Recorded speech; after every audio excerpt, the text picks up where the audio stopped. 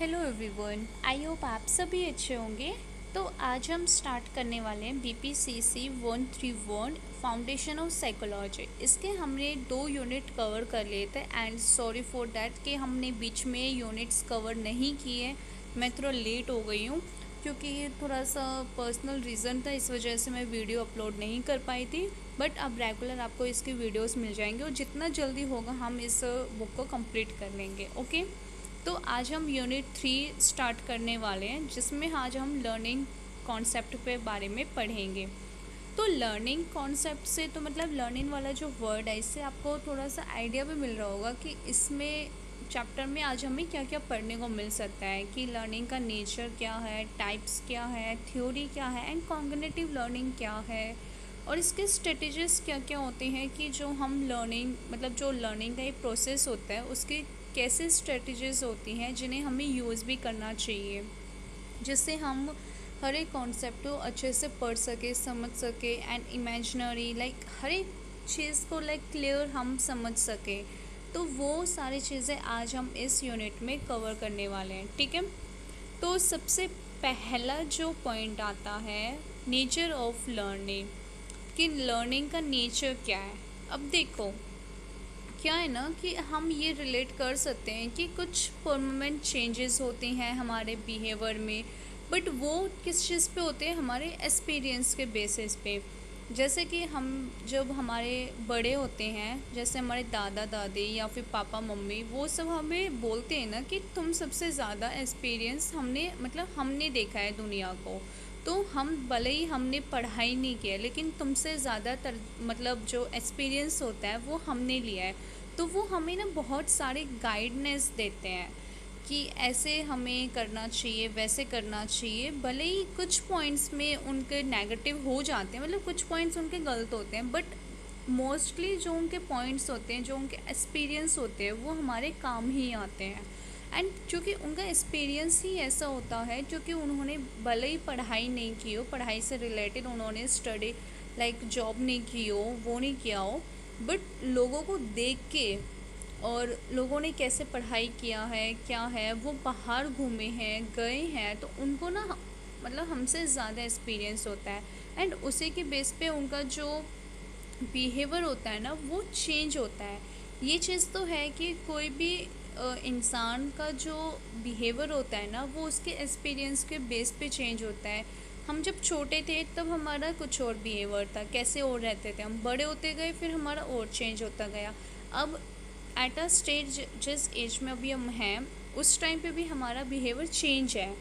वो हमारे जैसे जैसे हम बढ़ते जा रहे हैं वैसे वैसे वो चेंज होता जा रहा है। तो बट इसका चेंज होना ये नहीं है कि आप लर्न कर रहे हो लाइक उसके बेसिस पे आपका वो चेंज हो रहा है, ऐसा कुछ नहीं होता है। और ना ही जब आप कुछ चीज़ें सीख रहे हो तो उसकी वजह से जो मेच्योरेशन होती है वो आपकी चेंज हो रही है, नहीं। वो भी आपकी टाइम के साथ आप जैसे जैसे बड़े होते जाते हो आप मेच्योर होते जाते हो, आपके अंदर अंडरस्टैंडिंग आती है, आप बड़े होते हो, लाइक एक सेंस आ जाता है कि हमें किस टाइम पे कौन सी चीज़ें करनी चाहिए, वो चीज़ें आ जाती हैं। और एक्सपीरियंस का मतलब ये नहीं है कि आपके जो आप खुद जो एक्सपीरियंस कर रहे हो वो हो। लर्निंग का मतलब है कि आप डायरेक्ट भी एक्सपीरियंस कर सकते हो, जैसे कि आप किसी को भी ऑब्ज़र्व करके लोगों को या इवेंट्स में जाके ऑब्जर्वेशन करना, वहाँ से कुछ चीज़ें सीखना कि ये कैसे कर रहा है। उस क्योंकि कई बार है ना लोगों को, काफ़ी ऐसे लोग होते हैं जो सिर्फ देख के ऑब्ज़र्व करके वो उस चीज़ को सीख लेते हैं, उसको सिखाने की ज़रूरत नहीं होती है। बच्चों उसके अंदर वो एबिलिटी होती है कि वो सिर्फ ऑब्ज़र्व करके वो चीज़ सीख सकता है जो वो बंदा कर रहा है। तो ये भी एक उसके अंदर वो डायरेक्ट एक्सपीरियंस होता है, ठीक है। फिर ये था हमारा सिर्फ और सिर्फ एक नेचर। अब हम देखते हैं टाइप क्या क्या होते हैं लर्निंग के। सबसे पहले आता है मोटर लर्निंग। मोटर लर्निंग के अंदर है ना एक न्यू मोटर स्किल्स और जो फंक्शंस होते हैं उनके रिज़ल्ट की उनको मतलब है ना एक्सपीरियंस जो आप कर रहे हो या फिर कुछ आप प्रैक्टिस कर रहे हो तो वो आपके अंदर वो स्किल होती है, वो फंक्शंस होते हैं जिसके बेस पे आप है ना कोई भी नई चीज़ें सीख सकते हो। कुछ भी होना, जैसे कि हमें बच्चे को एक एक्साइटमेंट रहती है कि मैं पैदल चलूँ, वो ऐसे भागता है नीचे फर्श पे कि जैसे हम उसको चलाने की कोशिश करते हैं तो वो हम मतलब हम तो सिर्फ सोचते हैं कि चलो इसको हम हाथ पकड़ के इसको चलाने की कोशिश करते हैं, बट उसके अंदर ना हमसे ज़्यादा एक्साइटमेंट होती है, स्किल्स होती है, वो होती है उस बच्चे के अंदर ना इतनी वो होती है कि बस मुझे ना चलना होता है। उसको अगर हम उसका हाथ पकड़ के उसको चलाने की कोशिश करते हैं तो वो खुद से चलने की कोशिश करता है, क्योंकि उसके अंदर वो उस टाइम पे ना वो स्किल होती है, उसके अंदर वो फंक्शंस जो है ना एक्टिवेट हो जाते हैं कि बस मुझे चलना है, भागना है। ये सारे जो फंक्शंस होते हैं ये हमारे मोटर लर्निंग के अंदर आते हैं, क्योंकि वो हमारी ना जो लर्निंग है ना वो हमारे एग्जीक्यूटिव मोटर फंक्शन को हेल्प करती है। ठीक है, फिर आता है वर्बल लर्निंग। अब वर्बल लर्निंग में मतलब क्या है ना कि वर्ड्स को लेके हमारे अंदर ना, जब अगर हम फॉर एग्जांपल बच्चे का ही लेते हैं तो बच्चे का क्या होता है ना, वो वर्ड्स को कैच करना शुरू करते हैं, वो कम्युनिकेट करने की कोशिश करता है, वर्ड्स को सुनता है, साउंड को देखता है, पिक्चर्स देखता है, उन सभी चीज़ों को देख के वो एक कम्युनिकेट करने की कोशिश करता है बच्चे मम्मी से, माँ, सबसे पहले वो माँ बोलता है, दादा, पापा, ये सारे वर्ड्स को कनेक्ट करने की कोशिश करता है, कलेक्ट करता है, उसे सुनता है, फिर उसको बोलने की कोशिश करता है वो वर्ड्स को, ताकि वो सामने वाले से किसी से बोल सके। ठीक है, तो ऐसे ही ना एक लिस्ट होती है नॉन सेंस वेरिएबल्स की, जैसे लव हो गया, लॉस, लव, ये ऐसे वर्ड्स हैं जो हम कंपेयर करते हैं सिलेबस से, जो हमारे मीनिंगलेस वाले वर्ड्स होते हैं, जैसे कि एट्स यू वाई हो गया, जेड ई आर, एट्स यू टू, इनका कोई भी मीनिंग नहीं है, बट एल यू वी का मीनिंग है, एल ओ एस का भी मीनिंग है, तो ये मीनिंग है और ये मीनिंगलेस है। ठीक है, उसके बाद आता है कॉन्सेप्ट लर्निंग। अब कॉन्सेप्ट लर्निंग का क्या मतलब है कि कॉन्सेप्ट लर्निंग में हमें क्लासिफाई किया जाता है, मतलब हम कुछ फीचर्स और कैरेक्टरिस्टिक्स के बेस पे हमें ना क्लासिफाई करते हैं स्टिमुलस को।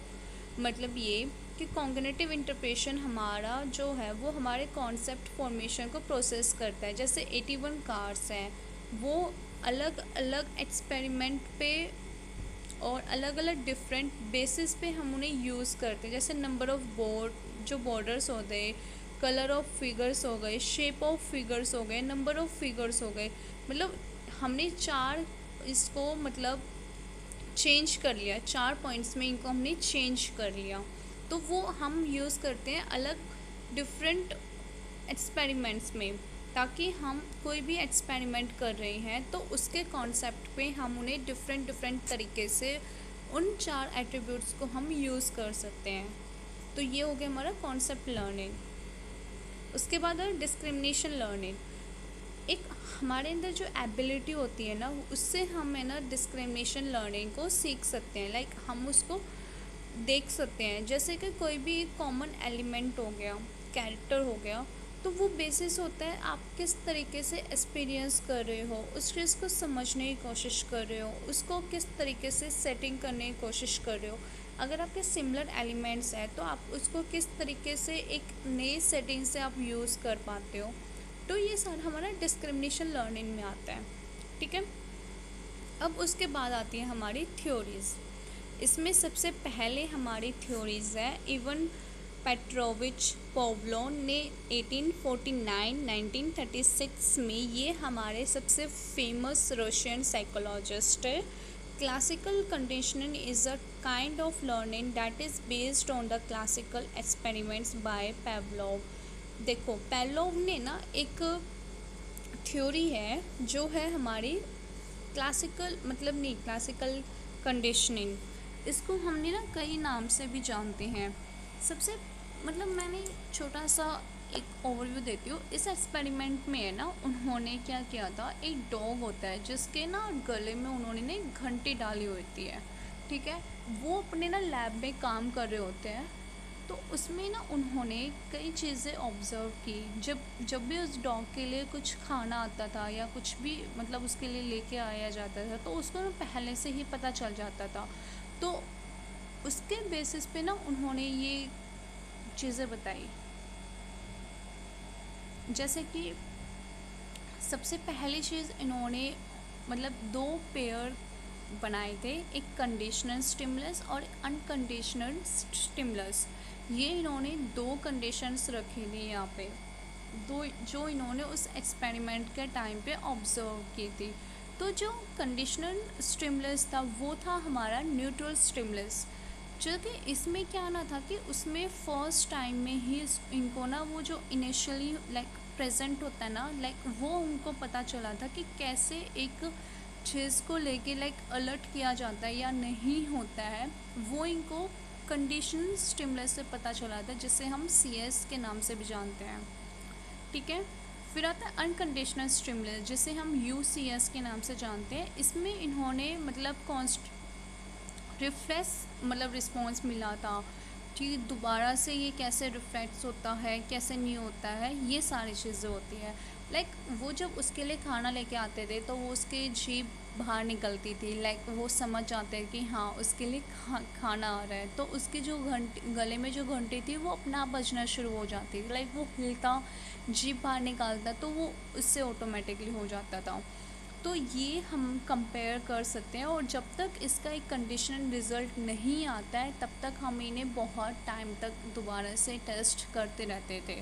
लाइक मतलब ये बोल सकते हो CS और UCS एक पेयर होता है, ये मतलब दोनों को एक पेयर बना के हम रिपीटली लाइक हम इसको बहुत बार इसका हमें टेस्ट ले सकते हैं जब तक हमारा कोई भी कंडीशनल रिज़ल्ट नहीं आता है। ओके, ये थी हमारी फर्स्ट थ्योरी। सेकेंड थ्योरी थे स्किनर इंस्ट्रूमेंटल कंडीशन।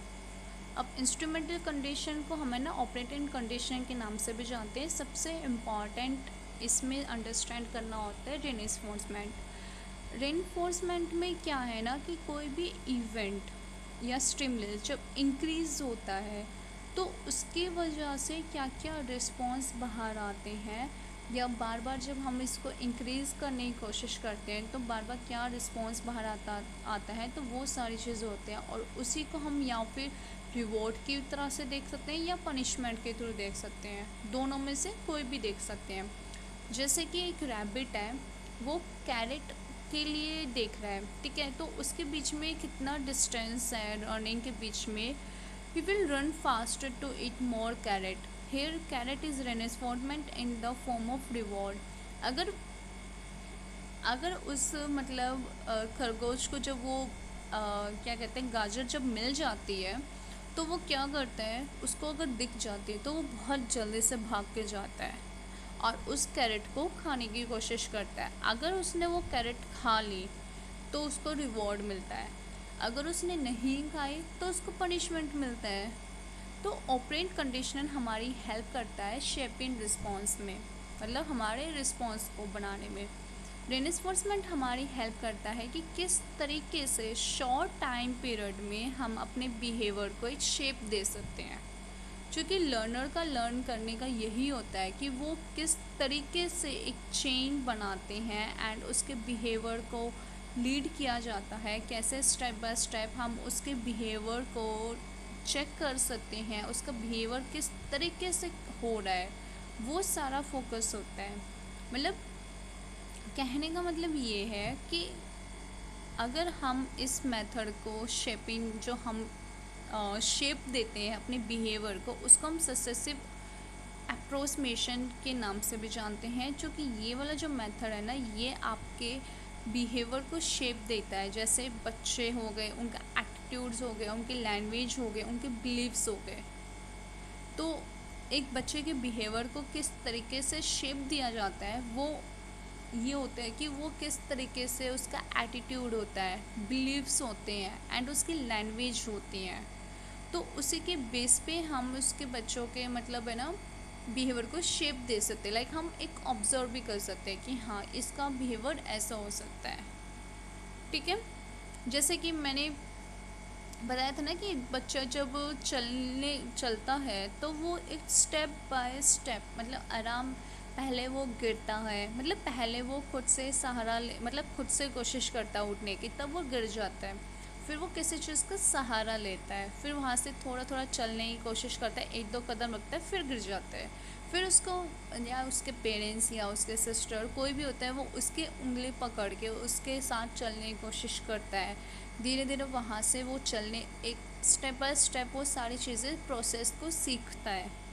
फिर उसके बाद उसको एक सही तरीके से चलना आता है। फिर जब वो खुद से चलता है ना तब भी वो 1-2 दिन हिलता है, थोड़ी थोड़ी देर चलता है, फिर गिर जाता है, बट लास्ट मोमेंट पे वो फाइनली वो चलना सीख जाता है। तो ये होता है एक लर्निंग प्रोसेस का। ठीक है।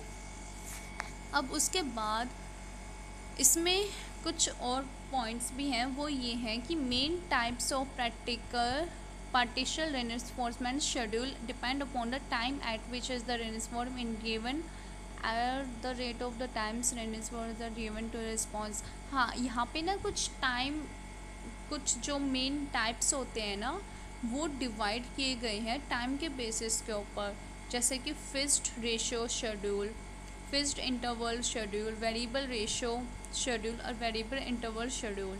ये आपके 4 रिस्पॉन्स हैं, रेट दिए हुए हैं जो हम रेनेसफोर्ड को डिपेंड करते हैं। पार्टिशल मतलब इनका पार्टिशल किया हुआ है। ठीक है। उसके बाद हमारे थर्ड थ्योरी आता है बैंड्रोल सोशल लर्निंग थ्योरी। ये बैंड्रोल ने 1977 में बताया था। सोशल लर्निंग थ्योरी है ये हमारी।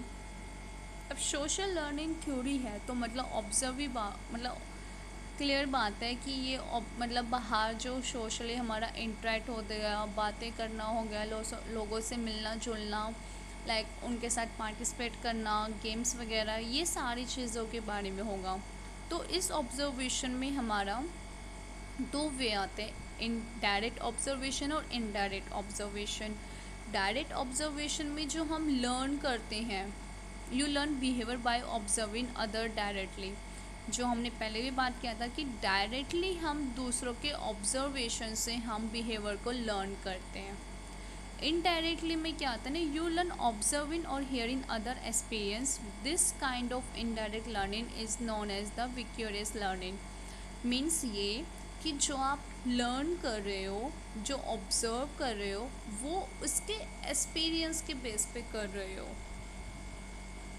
कि उसने कैसे बोला, उसने बताया कि ऐसे ऐसे चीज़ें हुई है, और फिर उसके बाद आपने ऑब्ज़र्व किया एंड मतलब सुना आपने, और उसके बाद आपने सोचा कि हाँ देखो जैसे इसने गलती की है उससे मैं वो नहीं करूँगा, तो आपने वो चीज़ सीख ली। या फिर आपने उसको ऑब्ज़र्व किया कि इसने ये गलती की है और इसके साथ ये गलत हुआ है, तो वो चीज़ मुझे नहीं करनी है, तो वो ऑब्ज़र्व करके आपने सीखा। तो ये हो गया इनडायरेक्ट ऑब्जर्वेशन। ठीक है। उसके बाद आता है हमारा कॉग्निटिव लर्निंग। कॉग्निटिव लर्निंग में हमारा आता है लेटेंट लर्निंग। ये जो इसमें जो हम स्टडी करने वाले वो टॉलमैन और हॉनिजिक 1930 में इन्होंने बताया था। ठीक है। इसमें ना हमारे 3 ग्रुप्स हैं, reward group, non reward group और नॉन रिवॉर्ड और रिवॉर्ड ग्रुप। फर्स्ट ग्रुप हमारा प्लेस करता है हंग्री रैट पे, जो हमने देखा था कि उसको अगर उसने मतलब जो रेट उसने अगर कुछ भी जो हम उसका खाने को दे रहे हैं, जब उसने अगर वो ले लिया तो ऑब्वियसली बात है उसको रिवॉर्ड मिलेगा। ठीक है। सेकंड ग्रुप आता है कि अगर उसने कुछ भी खाने का या उसने जो भी चीज़ें उसको लेनी थी उसको वो नहीं मिली, तो उसको कोई भी रिवॉर्ड नहीं मिलेगा। ठीक है। थर्ड ग्रुप आता है हमारा कि उसने ना जो खाना था वो रिसीव नहीं हुआ फर्स्ट वाले सेक्शन में, बट लास्ट 10 सेक्शन जब हम लगातार 10 सेक्शन तक उसने जो फूड को खाने की मतलब हमने 10 बार उसको चांस दिया कि तुम जाके खाओ, बट उसको वो नहीं खा पाया, बट 11th वाले सेक्शन में उसने वो खाने का मतलब चांस ले लिया। मतलब 11th वाले सेक्शन में जाके मतलब जब हमने 11th बार उसको बोला कि तुम जाके फिर से लेके आओ खाना खाओ, तो उसने वो खा लिया। तो मतलब थर्ड वाले में उसने जीत लिया, लास्ट वाले में 10 तक उसने हार लिया और लास्ट में उसने जीत लिया। तो this changes in behaviour attribute latent learning means ये कि आपका जो बिहेवियर होता है ना वो लर्निंग के बेस पे होता है। जैसे जैसे आप चीज़ें सीखते जाते हो, जैसे अब पढ़ रहे हो, जैसे आपने शुरू में हमने ABCD लर्न नहीं होती थी, फिर धीरे धीरे हमने 5, 6, 7, 8, 9 ऐसे करते करते हमने सारी ABCD लर्न की। फर्स्ट में हमने पिटे तो फिर हमने 4-5 याद कर लिया, फिर सेकंड टाइम हम पिटे तो फिर हमने और 5-7 याद कर लिया, फिर थर्ड टाइम हम पिटे तो हमने और याद कर लिया। तो ऐसे मतलब जैसे जैसे आप चलते जाते हो ना, जैसे एक सेशन पूरा हुआ तो इसमें देखा इसने ये गलती हुई है, ठीक है मैं ये वाली गलती दोबारा नहीं करूँगा। सेकंड वो टाइम गया तो उसने वो फर्स्ट वाली गलती नहीं, सेकंड टाइम में दूसरे तरीके से गया तब भी उसको नहीं मिला, तो वो थर्ड टाइम गया तब उसने जो फर्स्ट और सेकंड वाली जो गलती की थी वो थर्ड वाले में रिपीट नहीं की। तो ऐसे ही उसने जो जो चीज़ें पहले गलती की वो उसने दोबारा नहीं की, तब जाके फाइनली वो 11th बार में जाके उसने वो खाना मिला। तो ये हमारा होता है कि ये बिहेवियर हमारा चेंज होता है लर्निंग एक्सपीरियंस के बेस पे, ठीक है। उसके बाद हमारा सेकंड आता है इनसाइट लर्निंग। अब इसमें हम जब कॉग्निटिव प्रोसेस को यूज़ करते हैं तो हम विजुअलाइज करते हैं प्रॉब्लम को, और अंदर ही अंदर है ना उसको सॉल्यूशन को ढूंढने की कोशिश करते हैं कि अगर कोई भी प्रॉब्लम होता है तो उसको हमें कैसे सॉल्व करना है, ठीक है। उसको मतलब जैसे प्रॉब्लम हुई इसको हम पहले इमेजिन मतलब एक विजुअलाइज करने की कोशिश करते हैं, एंड देन उसके बाद फिर हम उस प्रॉब्लम का ना सॉल्यूशन ढूंढने की कोशिश करते हैं, एंड उसी के बेस पे फिर हमारी प्रॉब्लम सॉल्व हो सकती है। फिर आता है हमारा स्ट्रेटजीज जो हमें लर्निंग को सीखनी है, जो हमें यूज़ भी करनी है। तो इमेजनरी, रिहर्सल एंड ऑर्गेनाइजेशन। पहला आता है मेंटल इमेजनरी। मेंटल इमेजनरी हमारी हेल्प करते हैं क्वेश्चन को आंसरिंग करने में, क्योंकि जो हमारे अंदर वो कैपेबिलिटी होती है कि हम कोई भी मेंटल इमेज को हम प्रोड्यूस करके उस इंफॉर्मेशन को रिमेंबर करके दोबारा से लर्न करके हम उसको प्रॉब्लम को सॉल्व कर सकते हैं और क्वेश्चन को हम आंसर कर सकते हैं। क्योंकि अगर हमने हमारे अंदर विजुअलाइज वाली एबिलिटी है हमारे अंदर, और मतलब हम इमेजनरी अगर कोई भी चीज़ हम याद करते हैं, जैसे हमने कोई इमेज देखी और उसको हमने देखा अच्छे से, ठीक है, फिर उसके बाद हम उसको विजुअलाइज करने की कोशिश करते हैं अपने माइंड में, एंड फिर उस इमेज से रिलेटेड कोई भी हमसे क्वेश्चन पूछता है तो हम उस क्वेश्चन का आंसर दे सकते हैं, क्योंकि हमारे मेंटल प्रोसेस के अंदर वो फिक्स हो चुकी होती है, ठीक है। फिर रिहर्सल में क्या है ना कि हमारा सबसे पहला आता है मेंटेनेंस। मेंटेनेंस रखना, ये मेंटेनेंस में ये है कि कोई भी इंफॉर्मेशन को मतलब हम कितनी भी टाइम से रिपीट कर सकते हैं विदाउट किसी मतलब मीनिंग का अंडरस्टैंडिंग करें, अंडरलाइन किए, क्योंकि वो हमारे मेमोरी में ना फिक्स हो चुके होते हैं, काफ़ी टाइम बाद हम उसको रिपीट कर चुके होते हैं, ठीक है। एलोबरेटिव में क्या है ना कि किसी भी मतलब ये है कि इस मेथड में क्या है ना, जो लर्निंग इंफॉर्मेशन में हम ये कर सकते हैं, जो भी आप अंडरस्टैंडिंग, जो भी आप समझ रहे हो, मीनिंग कर रहे हो, कनेक्ट कर रहे हो किसी भी अदर इंफॉर्मेशन के साथ, तो उसको कैसे एलोबरेट करना है वो आना ज़रूरी है। अगर आप कोई भी चीज़ सीख रहे हो, जैसे अगर आप यही एग्ज़ाम्पल ले, हम अभी जो हम स्टडी कर रहे हैं तो इसमें हम जो पढ़ रहे हैं इसको ना आप अपने तरीके से ना एलोबरेट करना सीखो। मीन्स चूँकि साइकोलॉजी सब्जेक्ट है तो ये ऑब्वियसली बात है ये हमारी लाइफ से जुड़े हुए हैं, तो इसको हमें ना कोई भी टॉपिक मिलता है अगर लर्निंग का ही है तो हम जो हमने बचपन से चीज़ें सीखी है और हमने जो एक्सपीरियंस किया है तो उसके बेसिस पे हमें ना टॉपिक्स को ना एलोबरेट कर सकते हैं समझने के लिए, तो वो मेथड हम इसमें यूज़ करते हैं, ठीक है। फिर आता है ऑर्गेनाइजेशन। ऑर्गेनाइजेशन में क्या है ना कि इसमें हम स्ट्रेटजीज को रीऑर्गेनाइजेशन करते हैं इंफॉर्मेशन को लेके, ताकि जो भी लर्निंग प्रोसेस है उसमें हम उसको यूज़ करके हम चीज़ों को रिमेंबर कर सकें, ओके। तो ये था ओवरऑल हमारा यूनिट 3, एंड आई होप आप सबको अच्छे से समझ में आ गया होगा।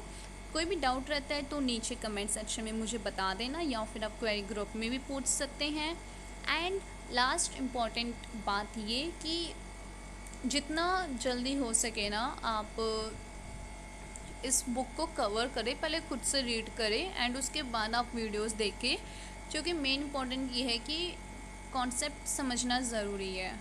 ठीक है, देख ओवरव्यू तो हम दे ही रहे हैं, बट खुद से भी स्टडी करना इम्पॉर्टेंट है।